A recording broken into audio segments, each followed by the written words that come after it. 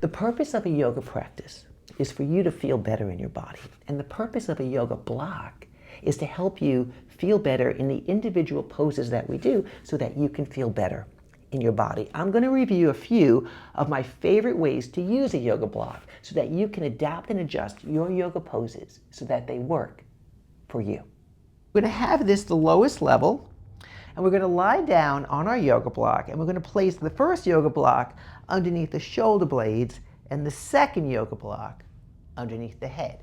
And this should feel good. Now, if you have a cold or if this is too much on the neck, the solution usually is to raise this yoga block up a level. And we call this supported fish pose, but you could also just think about it as a super fabulous chest and shoulder opener. Now, what do you do if you want a little bit more stretch in this supported fish pose? You take this up a notch, and then you have the same stretch, the same movement, the same fabulous feeling of opening up your chest and shoulders, but it's a little bit more challenging. So instead of going on the flat level, you're going on the higher level, and then your head is supported. And again, depending on you and how you're feeling, you might want to take this yoga block up a notch. One is not better than the other. You really need to see what is more comfortable for you. So that's one way that we love to use the yoga blocks to make our yoga practice more useful and usable for us.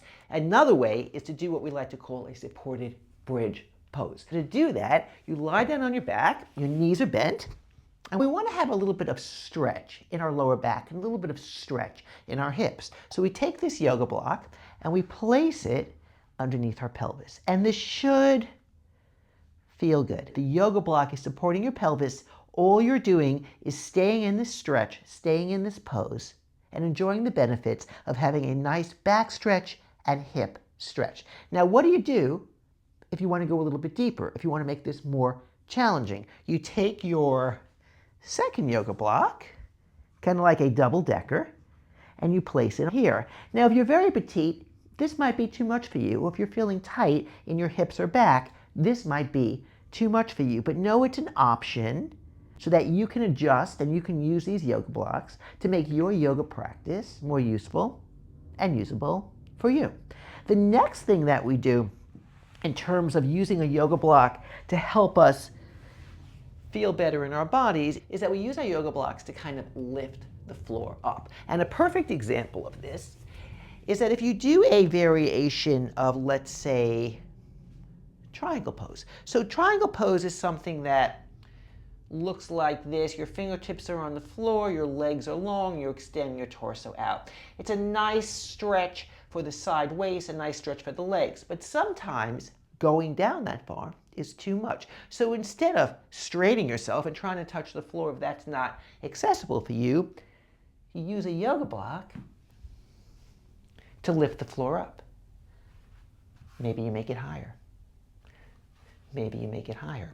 Because the goal is not to touch the floor. The goal is to feel good in your body as you're doing these movements, these exercises, these stretches. So see for yourself which one feels better for you, and know that these yoga blocks are a tool so that you can adapt and adjust your stretches, your poses, to make them more useful and usable for you. I want to show you one more super fabulous way to use the yoga blocks so that you can start to feel better in your body and better adjust your poses, your stretches, your practice to work for you. And that is by simply making your yoga blocks into what we like to call a royal seat.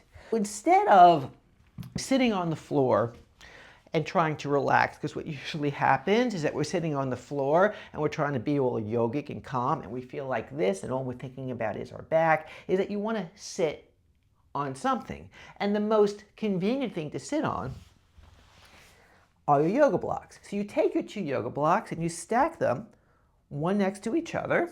And so then when you're sitting down and starting your yoga practice or simply setting up your practice and your intention for the day, you're elevated.